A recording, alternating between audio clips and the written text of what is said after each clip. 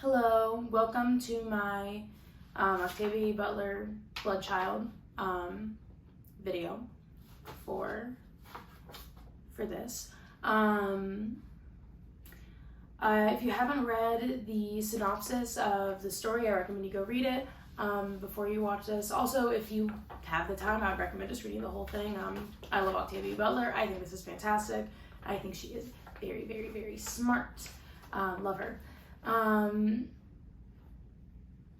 What I would like to discuss regarding the philosophy of love in this story is, and how this connects to what we're studying in class, is we're discussing in class, is the act of pregnancy, the experience of pregnancy as an expression of love, and how it cannot really be seen as such due to the fact that it does not check off those three criteria of love being equal, voluntary, and mutual, because it is it is voluntary, hopefully, not always, of course, and that can be due to issues of sexual assault or due to a condom breaking or birth control not working, very different things, but it's not equal or mutual to any extent, because one person will be carrying that child within their body, and they will be, and they take on the entire experience themselves. Someone just helps get them pregnant. So I wanted to talk about that in context with this story. What I find to be so present in this that connects to that is the experience of being born, and you're decided from birth that you will bear children. You will have to continue a lineage. So on page 6, Gan thinks to himself, "I've been told all my life that this was a good and necessary thing Flick and Tehran did together, a kind of birth. I'd believed it until now. I knew birth was painful and bloody no matter what, but this was something else, something worse, and I wasn't ready to see it. Maybe I never would be, yet I couldn't not see it."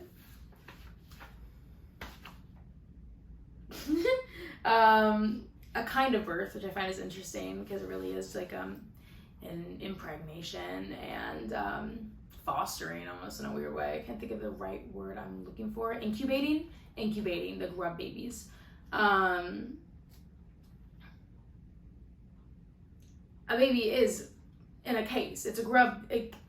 It's weird to see when you take things that we actually do experience as a society and actual medical things and just make them slightly different, make it a grub instead of a human fetus. It's the same idea, just sci-fi. Another part of this that I felt really connected to this when we were talking about Gan's sister was saying that she is always expected to carry other lives inside her.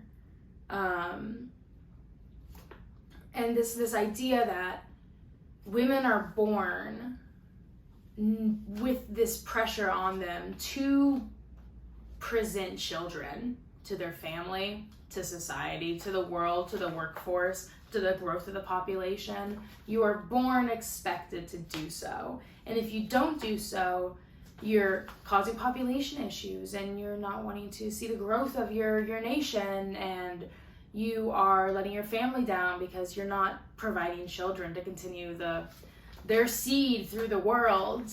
And when you're born feeling this all the time, you're born expecting it. And therefore, if it's born into you as like an expectance that you're supposed to do this, it doesn't not form a slight bit of resentment in yourself, because most people grow resentment towards the things that they're told they are supposed to do and have to do their entire lives. Another thing as well is that the side of the love relationship dynamic, whatever that is, the duo, that does not carry the child, we'll see it as, wow, you love me so much, you want to carry something we created together inside of you. this is beautiful and amazing, and you're showing this child is us. Sure. But is that not just like, I don't know. I feel like there's something fundamentally incorrect with that statement. I think there's something fundamentally wrong with seeing pregnancy and the birth of a child as a form of love.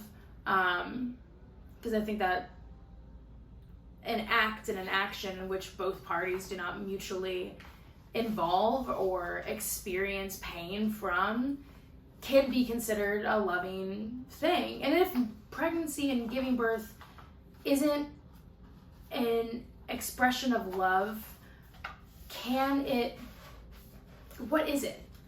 Is it an expression of narcissism? Possibly.